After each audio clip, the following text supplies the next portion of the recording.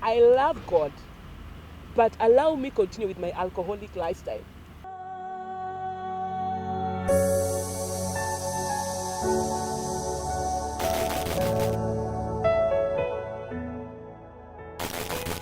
Welcome again to our set. Yeah, your life has been full of so many cycles. There are so many ups and downs. I don't know if I can describe it as a hell of life. Yeah, so I want us you to take us through your life, what happened to your life to a point you became depressed, you became an alcohol addict, and how you get saved and now you stood up again. Yeah. Well, when I was growing up, as a young girl, I was a good girl. I believe so. And I didn't have a lot of issues. My father loved me. Everybody loved me. I was that girl. And I remember when I was going to high school, I told myself, I'm going to school to study. So I am not going to allow any man to confuse my education in terms of boys. So I kept off every boy in high school. But after high school, I was like, well, exams are over, boys can come. And that is the point now I started my first relationship actually. And this relationship, I was 17 when I cleared high school, and I was naive, but I was in love. So I got into this life of this man, and we went on for some time. And he introduced me to a lot of rebelliousness, which to me I thought love was talking, because those are the times he would even tell me to sneak from my parents' house at night, and I would sneak and go to his place. I was just a stubborn girl. At some point, I remember my dad took me to the village in exile because I was too much. Anyway, I dated this man for almost 2 years, and at some point, we just parted ways. And I was bitter because I had given my all in love, and then he just let me go. And so at that point, I told myself, I am not going to commit myself to anyone again, not anytime now, but I still wanted to be in relationship. And so I started getting into a relationship here and there, not really committing myself, just for the fun of it. So I will date this person, things don't work out, I will date another, I was just, whoever comes, come. And in the midst of all that, I met some young man who was an alcoholic. We used to go out, but I used to take my soda. He's taking his drinks, me, I'm just with my soda, pole pole. But he was like, girl, you need to try stuff. And I said, okay. So that's how I started taking alcohol. And I started just a mild drinker. But I think at some point I became even more than him. I used to take so much alcohol until it was so much in my system. And I remember once I almost got knocked on the road. I'm walking from my drinking spree, and I'm just walking in the middle of the road, and I almost got knocked down. But anyway, I survived. Um, I've had other incidences with alcoholism that are not good.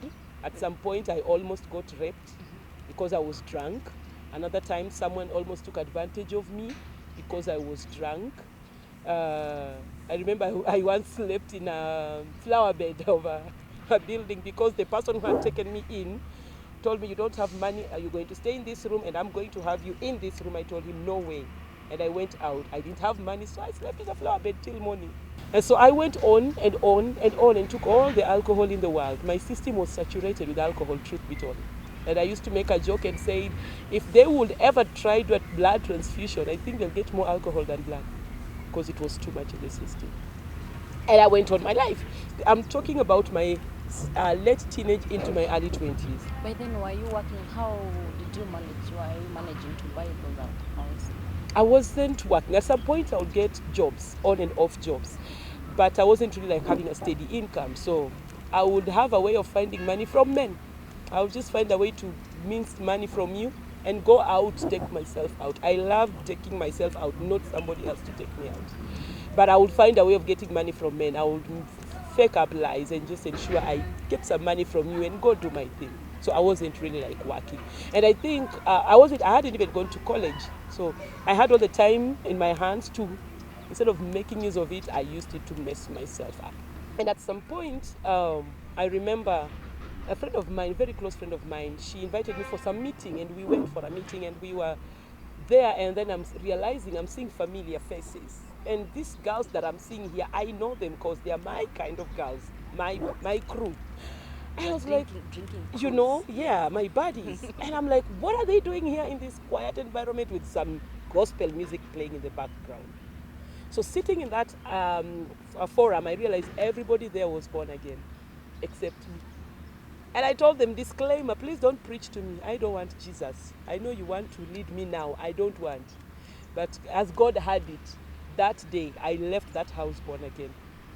I just looked at them. I saw how composed they are, how peaceful they looked. And I thought, God, if I try to give you my life, do you think we can make it happen? Can I live right?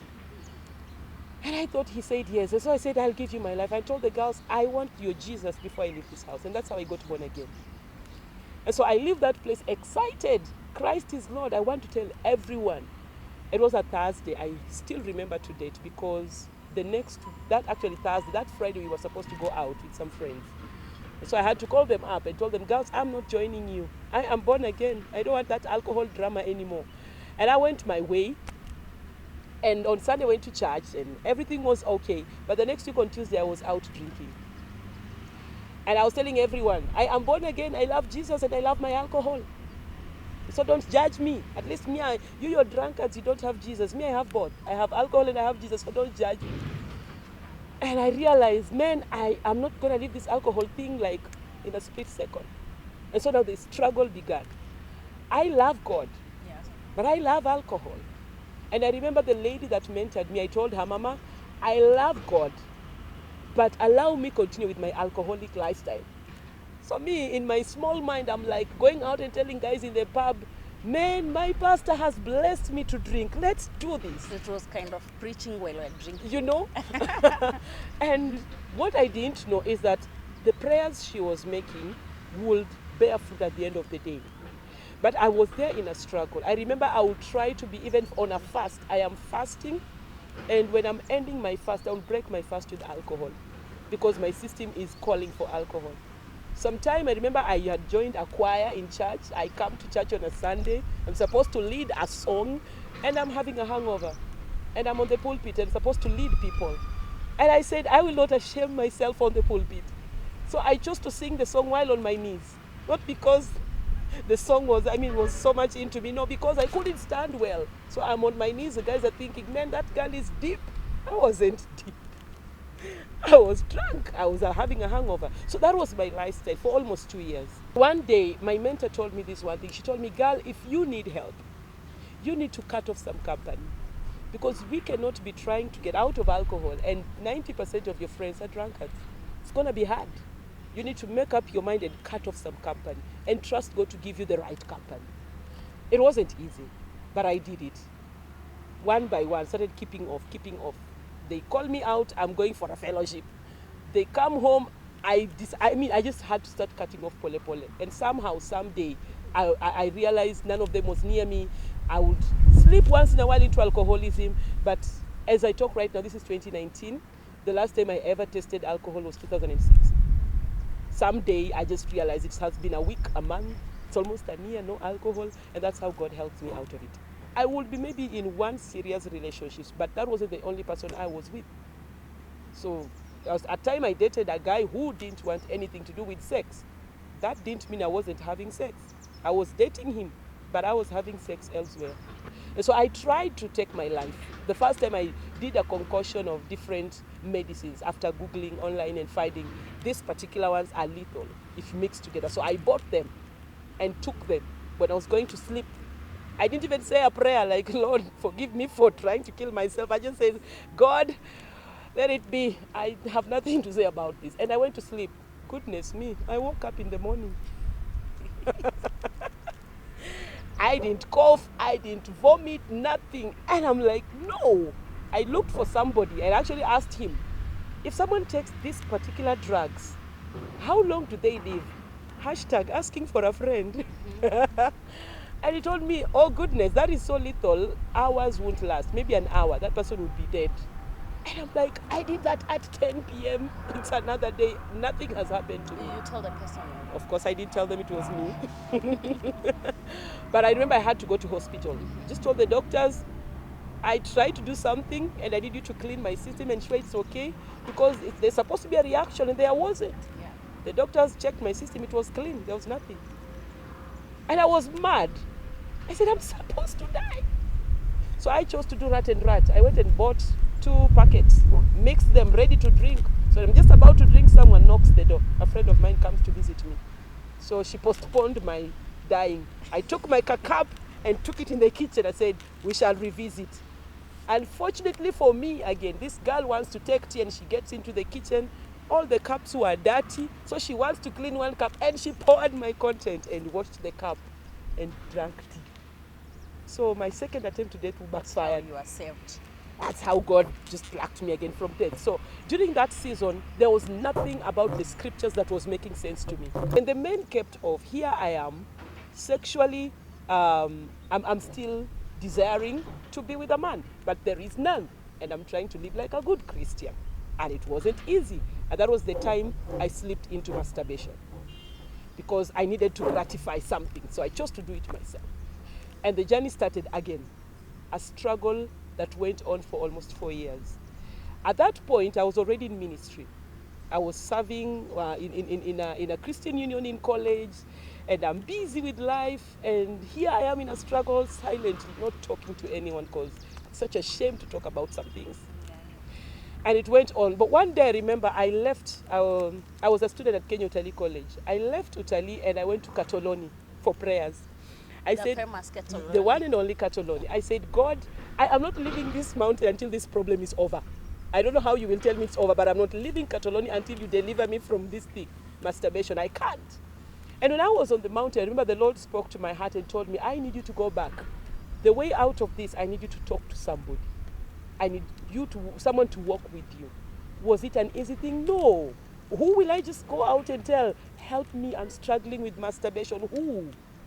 It took me a while, but I found someone and I opened up. I said, man, I need help. I am tired of this struggle. I'm tired of this cycle. It's on and on. I just can't do this anymore. Please walk with me, help me. And I remember what he told me. He said, I have never dealt with anyone with such a case. But God will help me how? I'm going to be there until you get out of this. And as a good journey began, I respect him to date. He walked with me. He mentored me. He prayed with me. He counseled me. He was there, literally. Did it end in a day? Not a month. 6 months later, that's when it ended. But I remember there are times it will be on and off. Like, I'm okay for a month or so, then I slip back. I struggle, I'm okay, I'm almost celebrating, I slip back. And I remember I would tell him, it's not working. Why am I? The cycle is on and on. And he told me something that really encouraged me. He said, the beauty about life is in appreciating the positive steps more than looking at the negative. And I love a statement that a famous preacher says, Joyce Meyer, she says something, that I might not be where I want to be, but I thank God I am not where I used to be.